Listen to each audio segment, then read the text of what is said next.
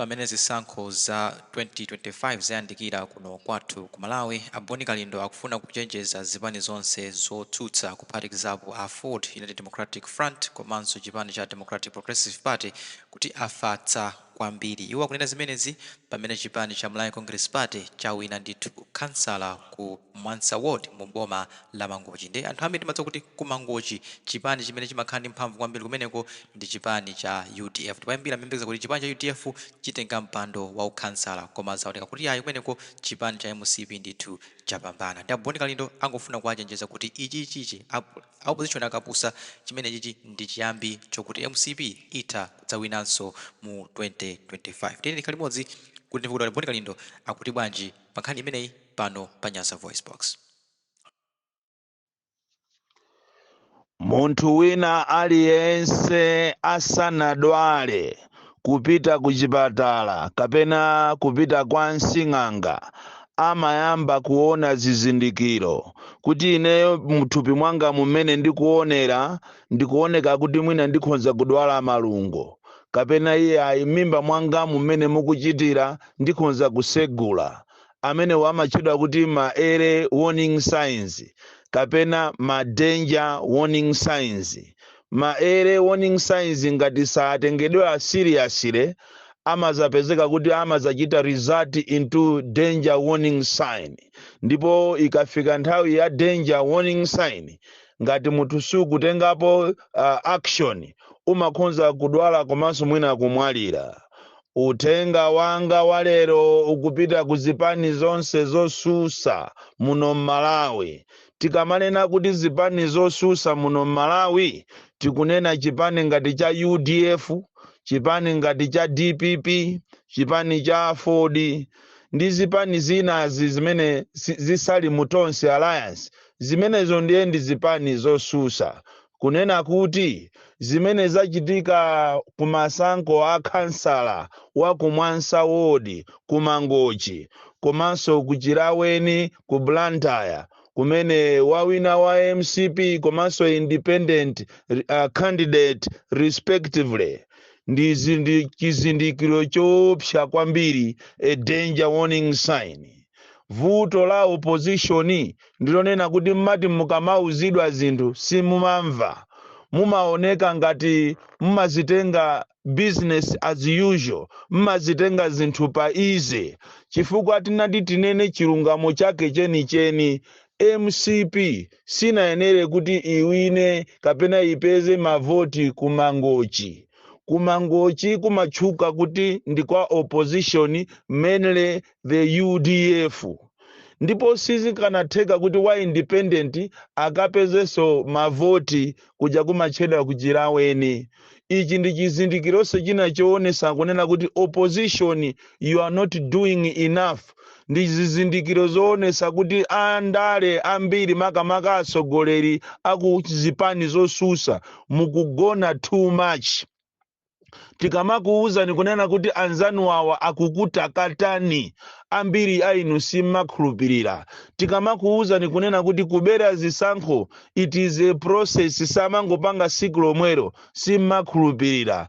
Izi zachitika ku Mangochi, ku Mwansa Ward komanso ku Chiraweni Ward ku mzinda wa Blantyre. Zikuzuseni pabedi pamene mwafundira inu ma blanket kwambiri inu a DPP. Zikuzuseni inuyo pamene mukumenya nkonono a UDF. Zikuzuseni inuyo a Ford, chifukwa ndiye kuti anthu nonse atsogoleri nonse amene muli osusa mukupanga zinthu zimene ndizowapweteka a Malawi, chifukwa kunena mwa chilungamo chake siku la lero ndi mmene ziko liliri, ndi mmene Amalawi akuzunzikira, ndi mmene chuma cha ziko chiliri, ndi mmene anthu awa akuberera, ndi mmene zinthu zikusowa ngakhale mankhwala muzipatala, ndi mmene zinthu zawonongekera muziko lino. MCP sinayenere kumawina zisankho, koma zikusonyeza kuti tili ndi atsogoleri amene ndinu anthu ogona kwambiri, amene mmangokondedwa ndi anthu anu ma supporters, koma iniyo chidwi chokuti mupange machawi muonesese kunena kuti zipani zanu zili vibrant, chidwi chimene chocho mulibe. sopano tu mmene zafikiramu siku lina muzakanong'oneza bondo, siku lina muzanong'oneza bondo. Wabakiri Muluzi TV wakhala akunena, Ntanyiwa wakhala akunena, Boni Kalindo wa misala wa madrama wa chamba ujaso wakhala akunena, kunena kuti inu anthu inu tazukani, anzanuwa akukutakatani, koma inuyo a opposition simumamva ata mmangokhala muli pe, kumakhala ngati kapena siku la chisankho simukuliziwa, kumakhala ngati kapena alipo ena ake akukukakamizani kuti inuyo mukayimirire, kumakhala ngatiso alipo anakukakamizani kuti muzipanga ndale. You are not active, you are sleeping too much. Ndendafuna ndikuwuzeni kuti lilipo siku limene muti muzalire, ndipo ine sinizakumvera ni chisoni chifukwa inu a opposition mwafasa kwambiri, ndipo mukhoza kumaderera kumanena kuti aye wakumwansayo ndi kansala chabe. Kansala chabe wachani?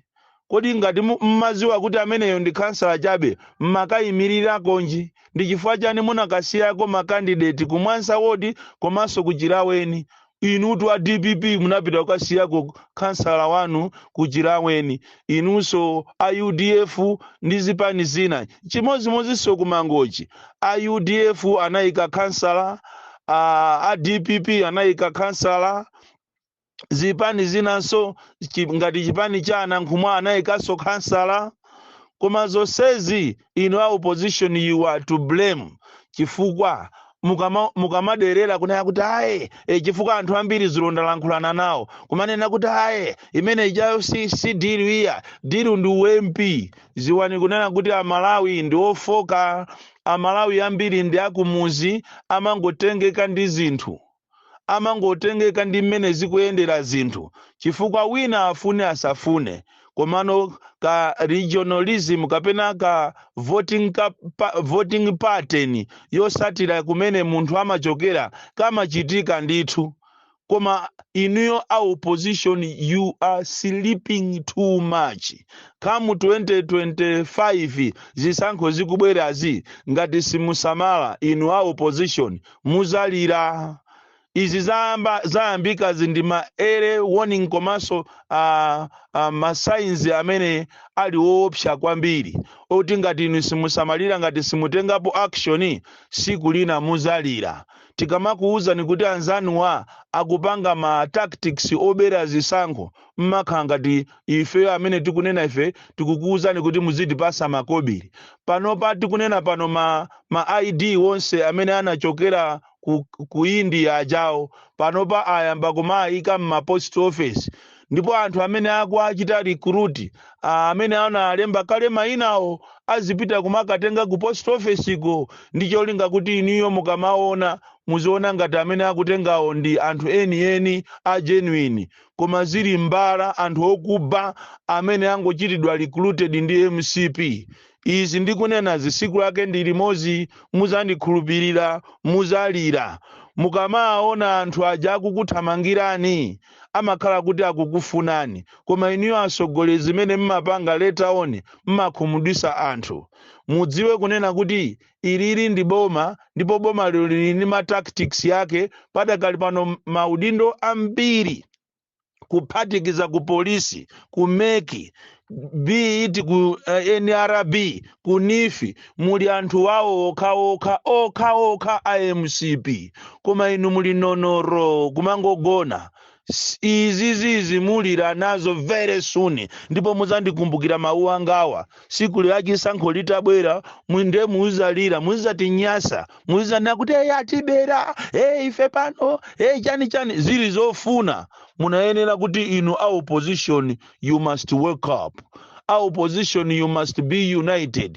Koma mmakhala busy, mmazaoneka pena pake ngati ndinu oziwa, ndinu okangalika, ndi watu anzanu akutakatani kuja kumachedwa kumangochi. Kumangochi kweni kwa UDF ko, kumangochi kweni kwa DPP ko. Akutakatani konko. Tiachite congratulate anthu amene wawa MCP kuti iyo ayi congratulations. Candidate wanu wawina ndithu, ngakhale ena afune asafune, aderere asaderere, koma it is a sign yonena kuti pali ndithu muli ndi advantage, komanso is a sign yoonesa kuti ayi ngati munali ndi 2 panopa muli ndi 3, ngati munali ndi 4 panopa muli ndi 5. Ndiye Malawi ndafuna ndikuwuzeni kunena kuti opposition yathu ikapitirira zimene ikupangazi palibe chiti chizakhalepo 2025.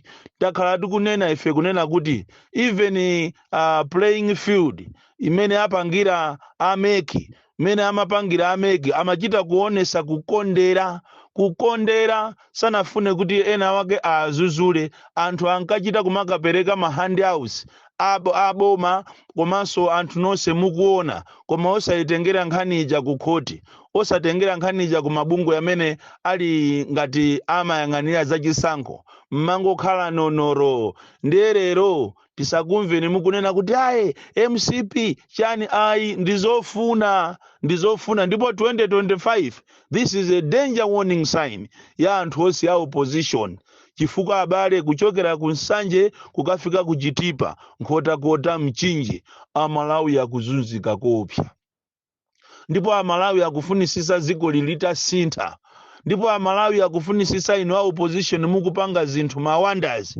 Lero tinakuwuzani kuti pitani ku khoti nthawi isanathe, mukatenge chireso kapena mukasume kunena kuti awawa akulembesa za NRB mokondera koma muli nonoro. Ndi pamene mukumapanga ma meeting yanu kuseri kumanena kuti ayi zonse zili bwino ati zawina. Ndende awa akutakatani ndipo mwina mukapusa amene wasana ati akubandulani kopya a opposition kukhunuka.